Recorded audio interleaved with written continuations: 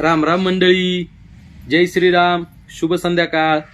मित्रांनो, आयुष्यामध्ये आपण जेव्हा यशस्वी होतो, आपण केलेल्या कष्टाला आपल्याला अपेक्षित असं फळ मिळतं, तेव्हा आपण असं म्हणतो की मी आजपर्यंत खूप यातना भोगल्यात, मी खूप कष्ट केलं आहे आणि त्याचंच मला आज फळ मिळालेलं आहे. मित्रांनो, अगदी बरोबर आहे. आपण केलेल्या कष्टाला, केलेल्या प्रयत्नांना परमेश्वराने आपल्याला फळ दिलेलं असतं.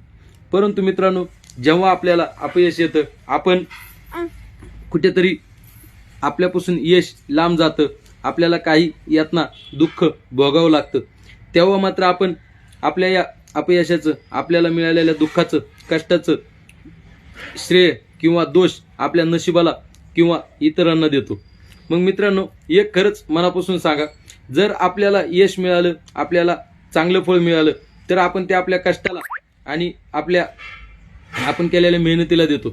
तर मग असं दुःख, कष्ट किंवा अपयश मिळाल्यानंतरच मग आपण या गोष्टीचं श्रेय आपल्या नशिबाला किंवा इतरांना देण्यात काय अर्थ आहे? आपण आजपर्यंत केलेल्या कर्माचंच फळ आहे म्हणून आपल्याला अपयश मिळालेलं आहे, आपल्याला दुःख मिळालेलं आहे, असं आपण का मानत नाही? आपण केलेले कर्माची फळं ही आपल्याला याच जन्मी मिळतात मित्रांनो, असं आपल्या शास्त्रामध्ये सांगितलं आहे. धन्यवाद मित्रांनो. जय श्रीराम.